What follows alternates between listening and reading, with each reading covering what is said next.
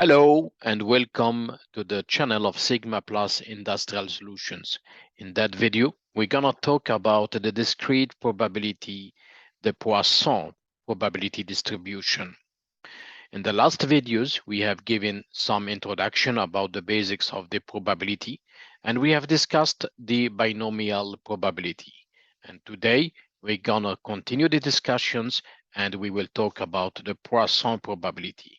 We will understand what is the Poisson probabilities and when it is used. And we will end with a working example, and I will show you how you can solve the Poisson probability by using the Microsoft Excel. So the Poisson probability is mainly used for the discrete events, for the type of the data that can be counted. And it is mainly used to predict the number of events that could happen in intervals, such as time or area. Let me give you an example. So suppose that we want to predict the number of the customers visiting a restaurant on daily basis from PM to 12 PM.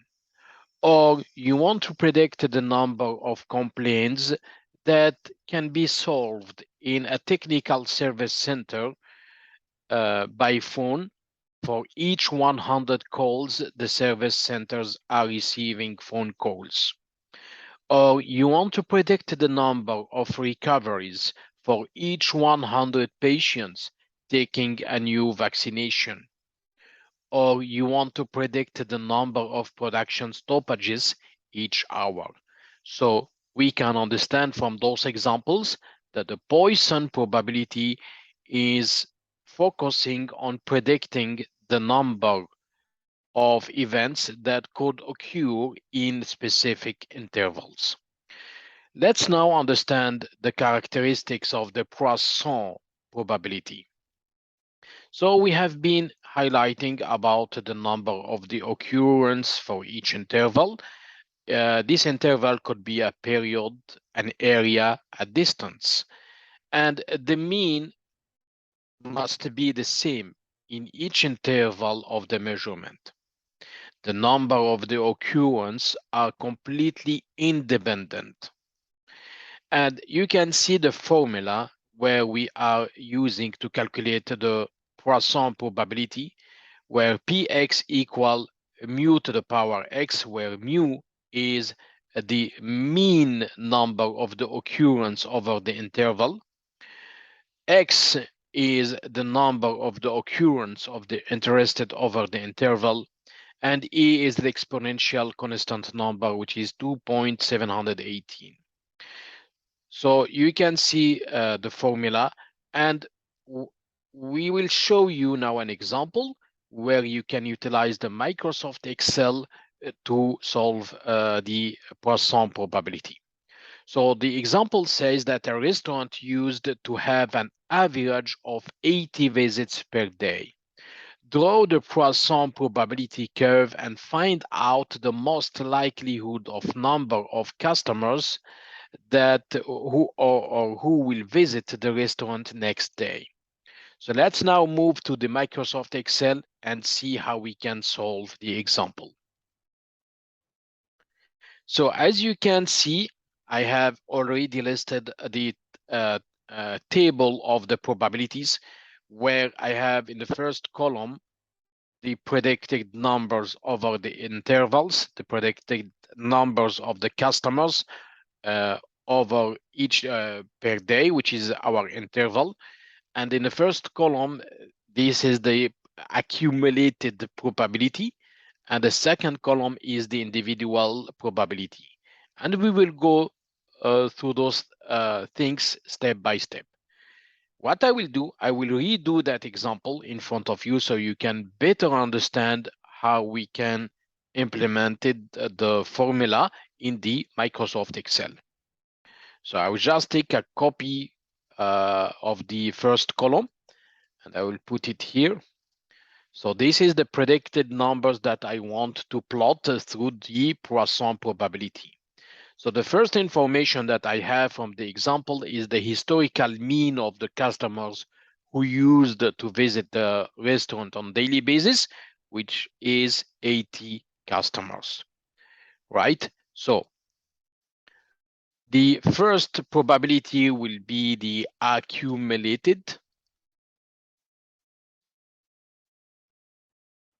probability. I will just write it prob. And the second one will be the individual. Okay. Now, the formula of the Poisson probability in the Microsoft Excel can be found like that. Poisson, then you open the bracket. In the first parameter, you type the X, which is the predicted numbers. So I'm looking for the probability of having 5 customers on daily basis. The second parameter is the mean, which is already the 80 customers. And I will make it standard because after or constant, because later on I will have to pull the formula. Then here in the cumulative, I will type true because here I'm interested to have the accumulated probability. Then I will change my number into percentage.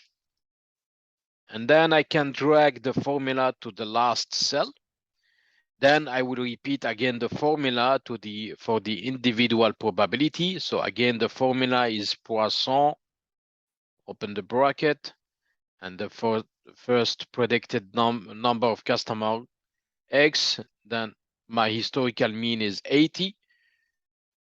Then for the cumulative, I will type false. And then I'll change again the format of the cell to a percentage. And then I will pull my formula. And I just finished now the my table with the probabilities. Now we can start to draw the probability distribution for the accumulated Poisson and the individual Poisson.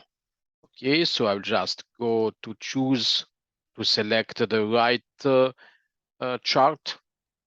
You can use a line chart or a bar chart. So that's for the accumulated probability. And then we will repeat the same for the individual probability.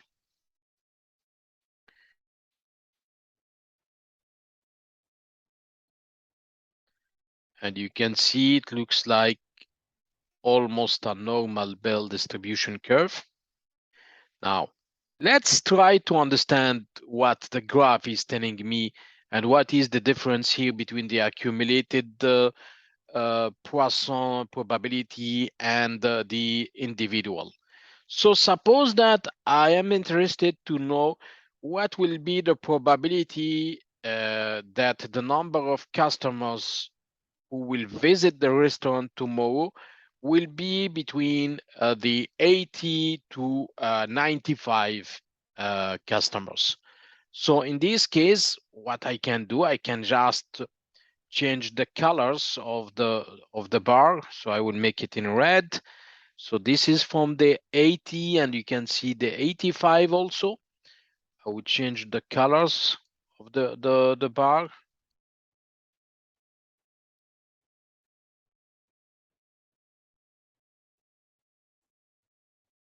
Okay.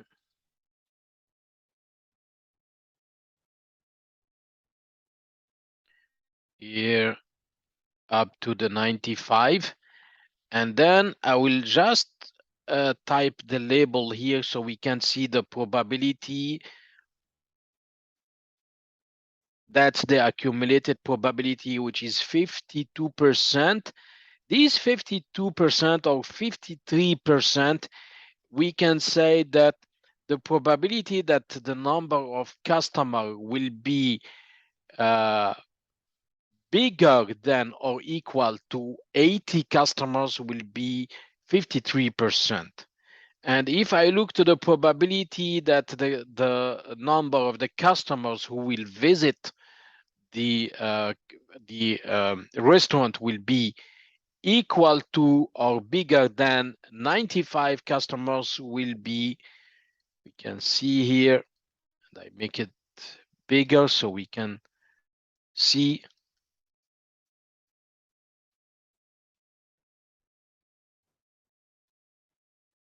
So it's 95%. Now, if I want to know what is the probability that the number of the customers who will visit the restaurant tomorrow will be between the 80%, the 80 to 95 customers, then it's simply by subtracting those two numbers. So if I subtract the 95.5% minus the 50 2.9. So I can say that there will be a probability of 42.6% that the number of the visitors to the restaurant tomorrow will be between the 80 to the 95 customers. So that's the purpose of the accumulated probability for the Poisson. But now, if I'm looking to the individual probability, okay, so I usually prefer to say that I always looking to the most likelihood of the highest number of the customers who will be visiting the restaurant tomorrow. So again, I can change the color of the uh, uh, um, highest number, the biggest number of the customers. So I can color the top three numbers, as you can see here. Then from there, I can simply say, and that's what I prefer to say, because you see, you can say, okay, that there will be a probability. For example, if I add the data label here, and you find that there is a 3.92%. So I hear too many people say that there is a probability that exactly 75 customers will come tomorrow. The probability for that is 3.9 or approximately 4%, right? But this is not giving me a direct message, something that could be useful for me. But I can say in another way that the most likelihood that the number of the customers who will be visiting the restaurant tomorrow will be between the 75 to the 85 customers, right? So we have seen now how we can calculate the probability, the Poisson probability, either it is accumulated or individual, and we have understood how can we interpret the results of the graphs. So let's go back now to our presentation. So we have listed here the probability graph, and we have highlighted that the most likelihood of the number of the customers who will be visiting the restaurant will be probably between the 80 to the 95 customers visiting the restaurant tomorrow. At the end of that video, I hope that I could explain to you in an easy way the Poisson probability. I thank you for your good watching and listening, and see you for the next time.